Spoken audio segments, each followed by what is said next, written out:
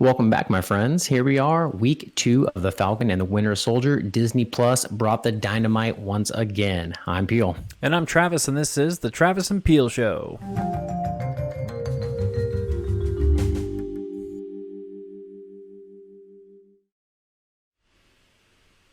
Ooh, another great episode, Travis. That was fantastic. I absolutely loved it, man. They broke this down really well for us, and they were giving us MCU gold. MCU gold, yeah. No, it was a great episode. I walked away pretty satisfied, ready to jump in it. Again, it's a different beast than the last excursion we've taken on this this MCU television experiment, if you will. So a different experience than WandaVision, but yet it has its place. Like they take everything that we loved about like the Captain America genre films, and then they took that idea and they said, okay, well, since we don't have Cap, we have Falcon and we have Bucky and Sam.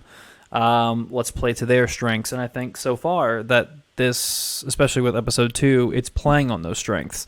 In Civil War and other movies, that we had Sam and Bucky in together.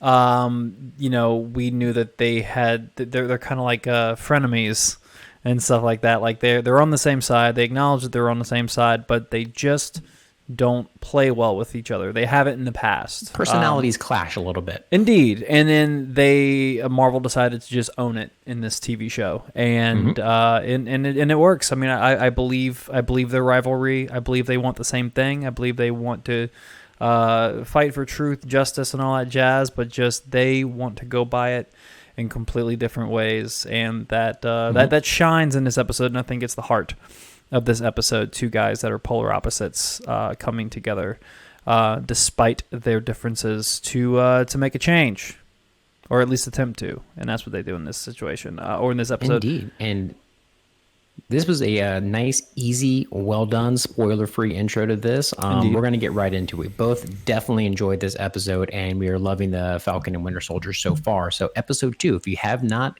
got to see it yet, definitely get in there. Disney Plus, man, it is worth the watch. And now we're going to go ahead and break this bad boy down and get into the episode a little further. And I would like to start off that we were completely wrong to dismiss Rocco Rico last week, because Mr. Torres here is actually pretty important, I think, going forward in the MCU, because he held the monocle of the Falcon after Sam took up Captain America in the comic books, and that's who he is. He is the next Falcon, or should be, at least from the comic book standpoint. So yeah, we did dismiss that last week and totally just like, oh yeah, he has a sidekick. His name's Rico or Rocco, and this is actually possibly the future Falcon in the MCU. But we'll find out. I just wanted to get that out there that we totally dropped the ball on that last week. So Travis, I know you have a little lead in for this, so let's start breaking this down some, my friend. We start off with the Disney Plus logo. Boom. And then we break off to the dun dun dun dun dun dun dun dun dun dun dun Marvel Studios logo, and then we kick in to the episode proper, Falcon and Winter Soldier, episode 2. Here we go. We open with John Walker. He is sitting in a locker room. He's preparing. He's like sitting there pre-gaming it, getting his mind right to become Captain America for the first time to the world.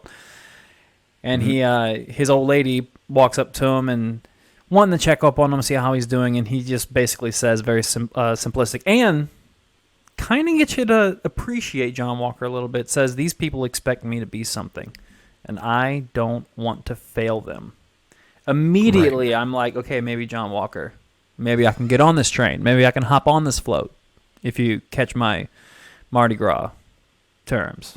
But I think that this was a good start for John Walker. He seemed endearing. He seemed like he was really wanting to take this seriously. I think he seemed to know he has limitations, and that he doesn't want to fail people based off of said limitations. And I'm sure we're going to learn more about John Walker more and more as the series goes along. But so far, I think this episode was a good start, kind of showing his side of things. It's very easy for us, we've been following Captain America, we've been following Sam and the Winter Soldier, And then we suddenly get this situation where now there's a new Captain America. We immediately don't like him based on how he became Captain America and how he it was took some heat this past week on the web, man. Everybody was hating on John Walker. Absolutely, but this immediately made him more endearing. And then we also got a peek of Lamar Hoskins, a.k.a. Battlestar. Battlestar. Not Battlestar just yet, but we'll get to that because there is some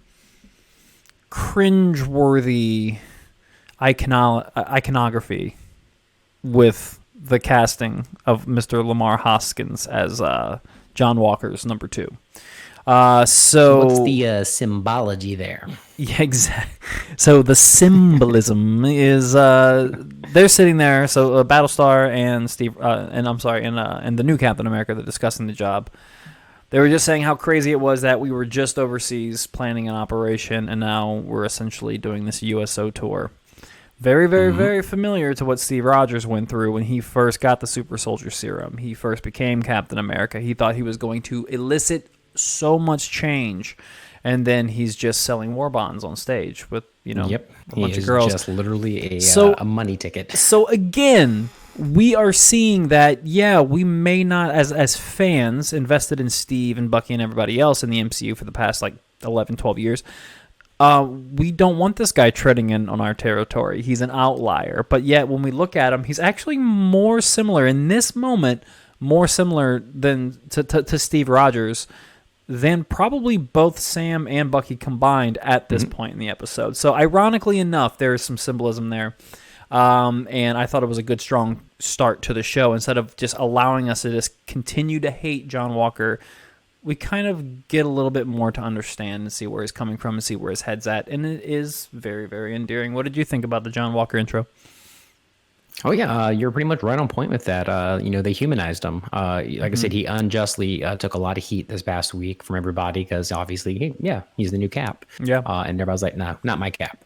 And it is what it is. They did show this side, and they did that for that reason, for you to, have some empathy and sympathy for this character who's going through this very momentous occasion where he's trying to step into the shoes of Captain America, Steve Rogers. And, he knows he has a lot to live up to. And yes, at this moment, he does seem like this is 100% genuine. He wants to, do the best that he can and prove to everybody that he deserves this opportunity to represent the mantle of Captain America. Yeah. And as we go through, we still see this throughout a lot of the episode, but, we also get a little bit of another type of personality that we did not give with Steve Rogers. We do. And we do get more of John Walker in this initial intro and everything. We do see that he's at his high school. They're celebrating his crowning as the new Captain America there. It's a big celebration in his hometown. Good Morning America's there. They're playing B-roll on top of them interviewing him, asking him what it's like to be in this new position. We actually see that he physically can handle the shield with healthy rigor. He's flinging the hell out of that in those training videos and doing a really, really good job. So a super serum soldier. Yeah, so he is not super powered, but he is clearly on another level in terms of human athleticism. Right. He is super, but just not powered in a way. So we do see that. We do get a glimpse that he does have some chops. And then, and there's a funny little interesting side note. So when he's on the field and the band's playing the music and celebrating him and everything, it's the same exact music that was playing, just a different era of time of music. The style, it was from a different era. It's the same song that they were playing during Captain America's USO celebrations during the first Avenger, when that movie came out. So same exact song, more parallels to Steve Rogers and everything. And I fed right into that. So strong start, all about Mr. Walker. But then we quickly go into more Bucky and Sam. Sam is still kind of shocked that the U.S. government would do such a thing, like lie to him. Pissed. But speaking of pissed, Bucky's pissed too, and he immediately goes to see Sam and confronts him about it. He is angry. He feels that his best friend believed in Sam, and Sam essentially just stomped on on that legacy. Threw That's away way the he shield. sees it. That's what he believed. And we Exactly. both know this is not true. I mean, all of us know it's not true. He did this what he thought was, the morally right thing to do. He said that only one person ever deserved to have that shield, and that was Steve Rogers. And so that's why he wanted to preserve it and preserve, everything that Steve stood for. Yep. And that's why he wanted to give it to the Smithsonian and have it be a part of history, not to be used for, fighting or war or anything. But obviously, the U.S. government had different plans. Yeah, absolutely. Sam and Bucky through that argument, which that argument by no means is over. They are going to continue that throughout the episode up until the end. But until then, Bucky is wondering what Sam is doing, and Sam's on a mission. He's following some leads about the Flag Smashers, and they're discussing, funnily enough, whether or not the Flag Smasher is an issue that is caused by the big three, either androids, aliens, or wizards. Which I really enjoyed that little call out, because it always does seem that it's either androids, aliens, or wizards. They argue that it's not a wizard, it's a sorcerer, all this jazz. And then from this point on, the episode, Sam and Bucky, it's essentially a comedy show between these two, because these two is that buddy cop. They rip on each other from here on to the end of the runtime. They are just clowning each other constantly, and then quick whips. Like, it's really great. For better or for worse, it works. But there came a point towards the end of the episode, I'm sitting here and I'm like, is it too funny? Like, is this too funny? And then we got to the very end where they sit down and have the real conversation. And then it seemed to just, the comedy that led up to all that just seemed to kind of work when you, because it's almost like they're the real reason why Bucky was really pissed. Right, exactly. And we also get the real reason why, or the honest reason why Sam gave it away, which we'll get to towards the end, ladies and gentlemen. So Bucky joins Sam to research more on the Flag Smashers, and they, like I said, they pretty much joke on each other the rest of the episode. They jump out of complain while Bucky is sitting there nagging Sam to give him his plan. Sam refuses and just hops out of the airplane. Bucky says, well, I can hop right out too, much to the chagrin of the other military guy in the plane being like, can you? Torres. Really? Like, can you? Can you jump out of there? Drop. And he does it anyway, falls. He survives, but busts his ass in the process, only to find Sam's drone right in his face, being like, I caught all of that on camera, which I thought was just a funny little jab. They're always trying to one up each other. Because, I mean, if Sam has wings on, so you know that Sam's going to just fly down. But Bucky was like, well, if he's jumping out with no parachute, I have to jump out with no parachute, just like Steve always jumped out with no parachute. I can't be the parachute guy, and he busts his ass in the process. So I love that. I love that move for Bucky, even though he ate shit, and he probably knew he was going to eat shit. I thought that was a fun little, just a bunch of these things that just make this a fun series so far, even 2 episodes in, because they easily could have made this a very, very dark and gritty spy thing, but no, they doubled and tripled and quadrupled down on the fun quips, and they kept it going. They did not relent on the quips between Sam and Bucky, and I think it was on purpose until we get to the serious stuff towards the end. So while they are, I lost my place a little bit.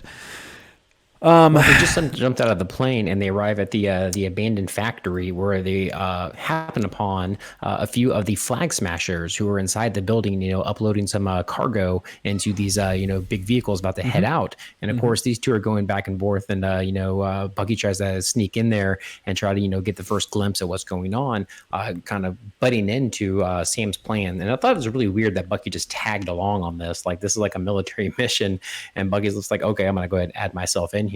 But yeah, they come across the Flag Smashers, and they allude to the you spend some time in Wakanda, you're gonna come back the White Panther. That was a really funny one.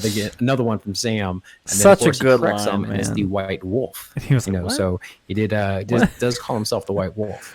Oh, and so that was really great. And they come about, they see all these people getting loaded up, and then of course they go over how Red Wing sees more.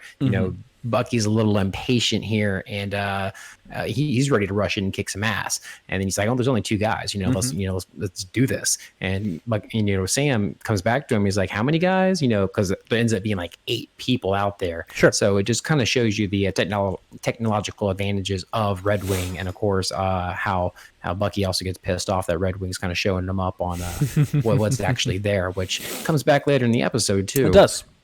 It does. It does indeed. So this all leads up to a big fight on the highway on top of 2 semi-trucks.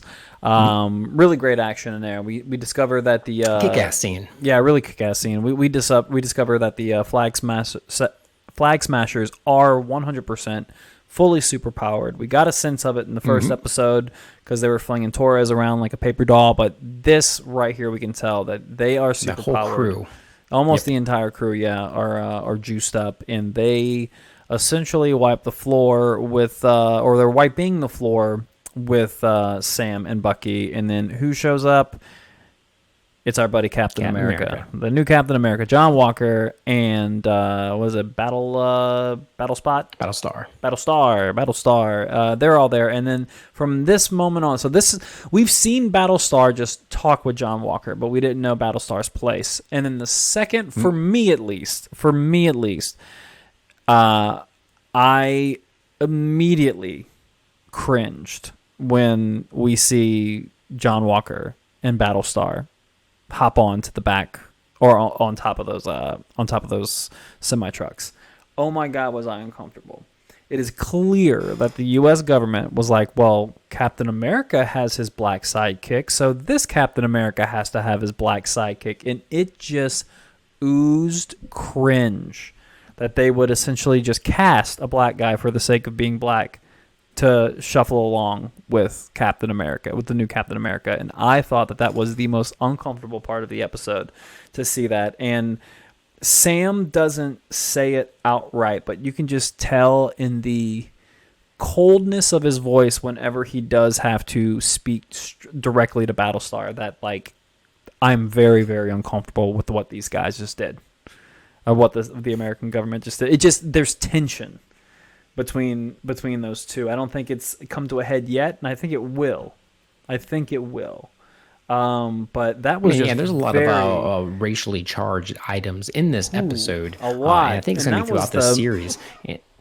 It reminds me a lot of course, the whole mutant thing from the X-Men, is that diversity, but they're bringing that real life in here. So they're kind of bringing that kind of prejudice forward, the real life prejudice that people deal with. And I think that's going to kind of lead into the mutant stuff later on, because everybody who was affected by the blip has this prejudice against them. The real life, just color spectrum of the world and everything going on is also on the forefront in this show. So I think it's going to kind of really bring into that social dynamic of how this is going to relate to everybody, because they're bringing in all these like I said, just social prejudice on the forefront of the show. And I think it's really going to tie into the mutants coming into this later on, in the MCU. Just a forethought. Yeah, for sure.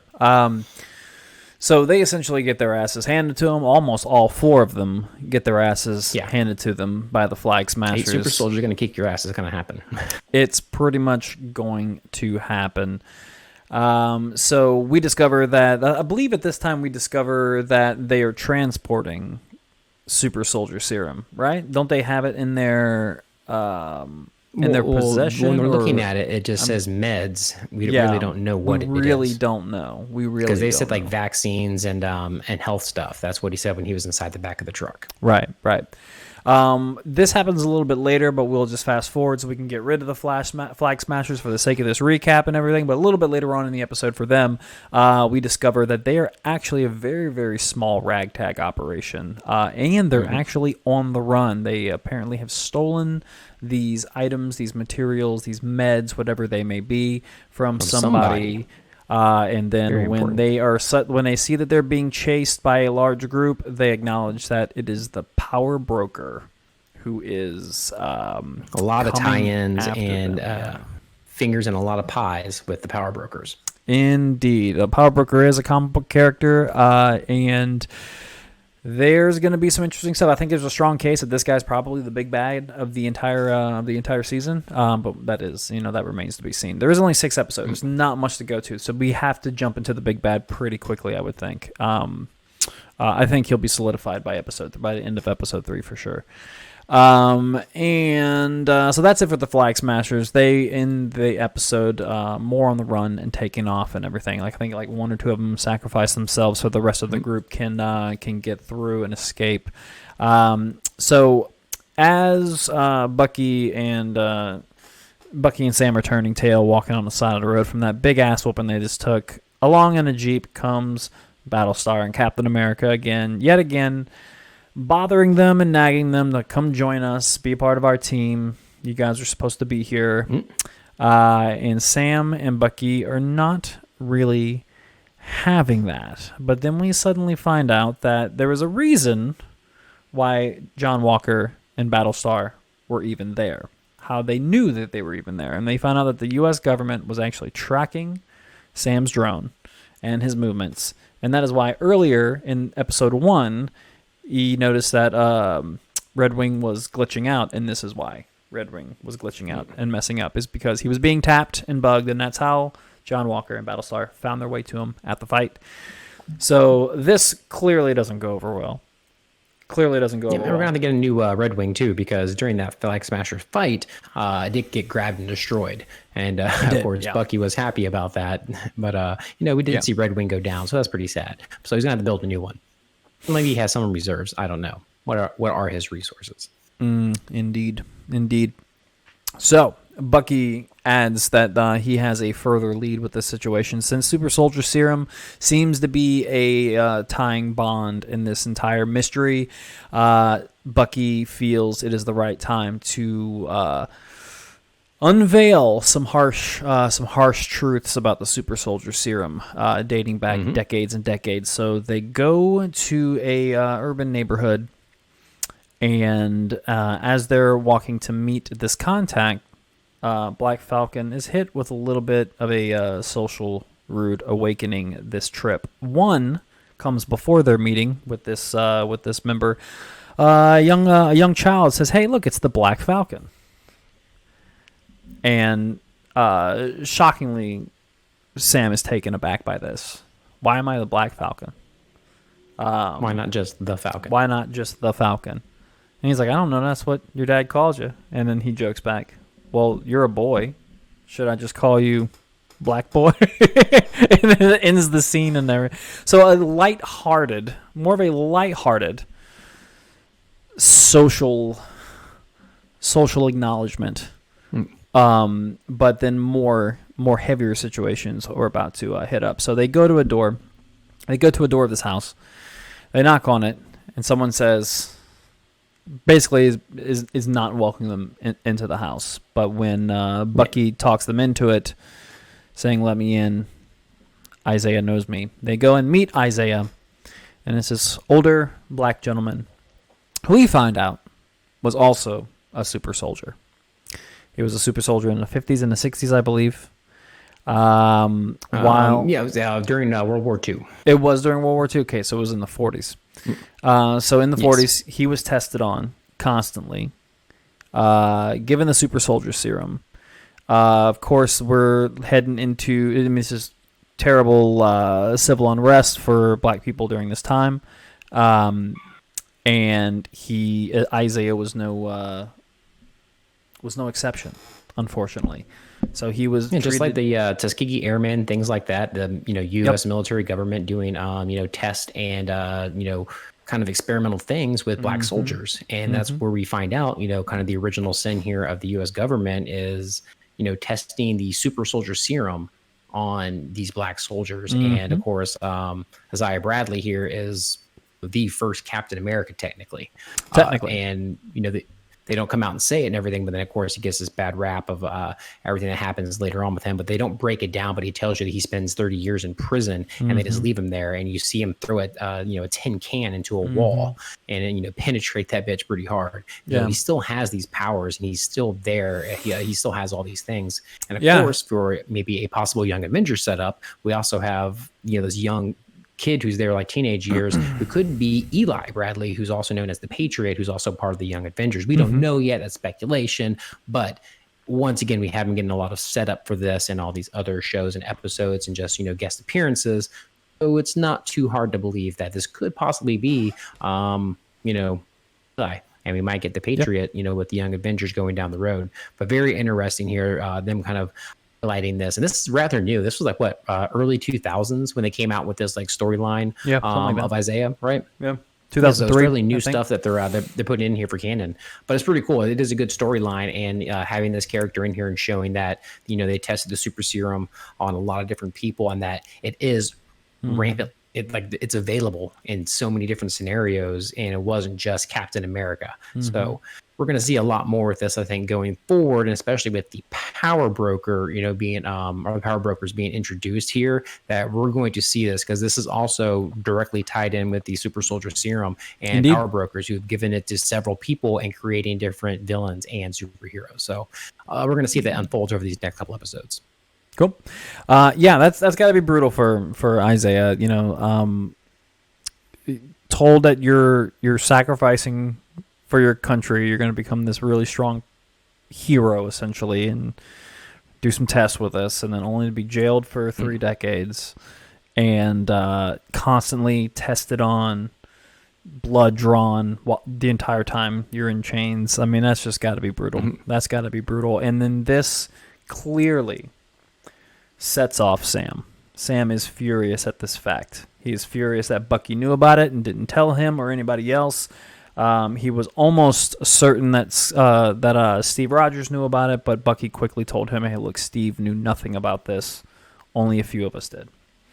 So Sam now is just as mad as Bucky was just as mad as Sam for giving up the shield. So now they're really in rocky roads. And then, so while they're having attitude with one another, they are stopped by police officers. And then if Sam has already had Rude Awakening 1 and 2 on this trip, he's about to get his third. And he is harassed by the cops while they pay almost no attention whatsoever to Bucky. And then Buckley quickly says, do you have any idea who you're speaking to? And then they have to double take, and they realize that they are harassed. They stop harassing him when they find out that it is a superhero Falcon that they are harassing. And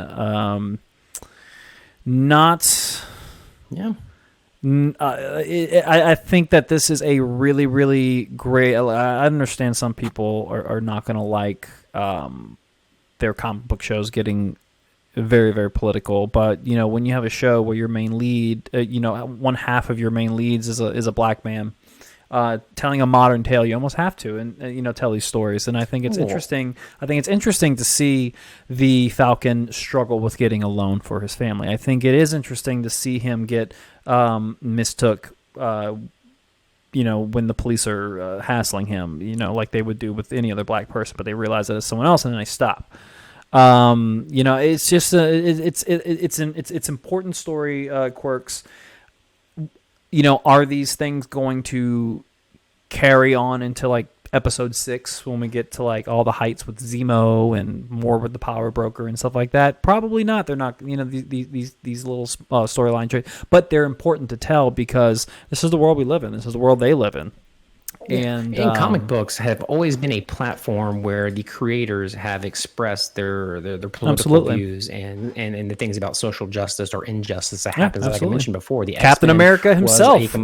Captain America himself was an anti-Nazi political movement, and again, the X-Men was completely an allegory on civil rights. It was 100% an allegory on civil rights.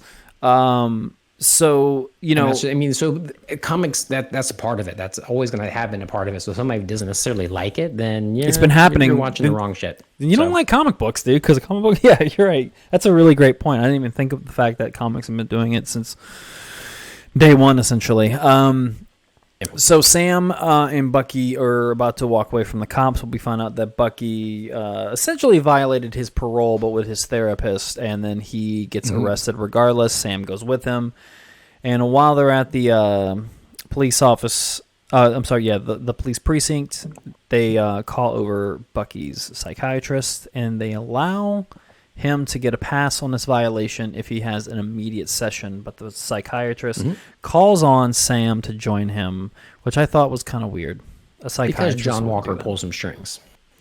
That's right. And Yeah, I would like that's to right, add here. that's This right, is yeah. also when we started seeing a little bit of a different side of John Walker, because in this point when he comes in, like, how did you get free? And then John Walker comes in, and he's all smiling, he's high fiving the cops, Yeah. BSing with them a little bit, eating it up.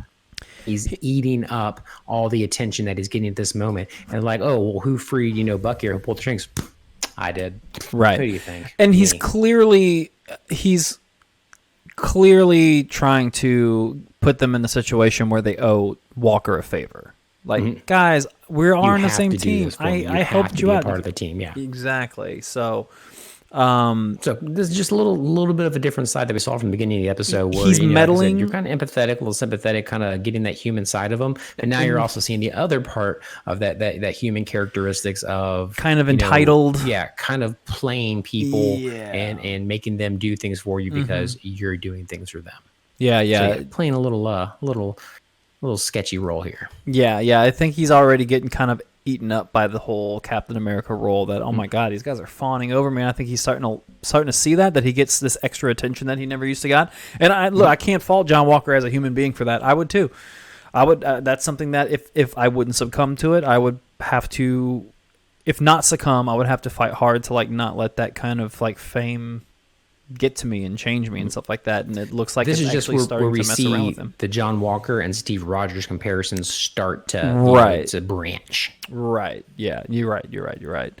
And then from here, we go into Sam and Bucky's therapy session where all the jokes, and it's funny because you can still kind of tell that they Tensely joking. They tensely leading up joke to it, because right? that's their go-to, right? Like, I'm just going to nonchalantly fuck with It's you. a defense mechanism. As a defense mechanism to cope with the things in our relationship that we're not dealing with head on. And she forces them to cut the shit, stare each other in the face, after a staring contest, and deal with their stuff. And they're finally honest with each other. Sam is angry about Isaiah. Bucky is angry about the shield. And they give their reasonings for it. Sam, like I kind of alluded to last week, Sam just didn't feel like he deserved it. Or not necessarily that he deserved it. I don't know if he lacks self-esteem or anything. I don't think that's Sam's issue. Right. But I think it's about someone deserved it more. And it was the history of the man that he respected. And if I think what his line was, if I'm only making the decision that I thought was the right one. And you got to respect that. You have to respect that because, look, sometimes for better or worse, you have to make decisions, and sometimes it's the wrong decision. Sometimes that decision hurts people. Sometimes that decision hurts you. Sometimes it hurts nobody if you're lucky. But in this instance, he hurt one of his friends. He hurt the best friend of the person that promised the shield to him. So I love the idea that it took them to get on a level playing field. It took them to stare each other in the eye as friends, as equals, as peers, and say, hey, look, this is how I feel. It doesn't fix anything at all. It doesn't fix anything at all. This is me telling you. This is why I did it. And I think that's enough. I think sometimes that's enough, and I think it was enough for these two at this point. And then Bucky tells him, the reason why he's been this way. Sam dropped that truth with him, and then Bucky turns around too and says, listen, Steve believed in you because he thought that you were right. And if he was wrong about believing in you, that means he was wrong about me. And if he's wrong about me, then can I correct myself? Can I be a better person? Can I put the Winter Soldier and the murders and everything I did behind me? Because if he was wrong about you, that means I possibly can't be fixed. And that's a fear that people have. So it is a really deep psychological, moment that they put in here with these two guys. Of course, the joking, the coping mechanism, how hard they went the whole episode with it. And then to break out these truths is because they're both holding something so deep and so emotionally charged inside them. I mean, that's some heavy shit right there. It's super heavy shit. like the psychology classes that can be taught just on WandaVision and the first 2 episodes of Falcon and Winter Soldier alone are crazy. It's so good. They're really, really great glimpses into what goes on inside people's heads on a daily basis. It's insane. And then, yeah, it ends up the same, saying, hey, you know what? We don't have time for this right now. I don't have time for therapy. I'm glad we got this out. But guess what? There's something that we have to do right now because there's shit going down and there's nobody else that's going to stop it except for us. And they weren't, we got to go. So and they weren't ready. Session and head out of the precinct. Yeah, and they weren't ready for that before this. Like, they thought they were ready, and they went out and got their ass kicked. They weren't on the same page. Sam wasn't giving Bucky his plans. They just weren't communicating well, and it took them to just sit down for 5 minutes and just communicate honestly. Just honestly communicate with each other their biggest grievances, and then they're suddenly ready. That's what happens. That's exactly what happens. That's like, it's literally, that's whether it's a romantic relationship, a friendship, a business relationship, that right there, it's honesty. It's clearing out the boundaries, man. Candor, setting boundaries, setting expectations. Like that's relationship 101. And we just saw these 2 guys that are always at each other's throats. Probably from this point on, I'm sure they're going to have their jokes. It's still Falcon and Winter Soldier and stuff like that. But I think we're going to see a more level playing field between these 2 going forward into episode 3 and beyond. I really do. Excellent episode. Awesome action. Super, super funny. Almost too funny. But then the lead up, the laughs were so we can earn this really serious situation towards the end. And I really said it last week. Layers. This show is bringing you layers. It's like an onion. A parfait. Ooh, I like parfait. That's yummy. Oh, you know what else I like besides parfaits? The show, and you should too. Make sure you should like, subscribe, and share with your friends. Segue. That's what I think. Yeah, you should totally do that. Yeah, go ahead and finish us off, man. Let's get out of here. Man, it was a great episode. Thank you so much for watching, and we do hope that we hear from you on the comments in YouTube, Facebook, Twitter, AOL chat rooms, whatever it is that we're talking in. Please let us know what you thought about this episode and what you think is going to go forward in the next few episodes coming out. And until next week, my friend Travis, always a pleasure, sir. And to you too, and to everybody else, we say bye-bye. Arrivederci.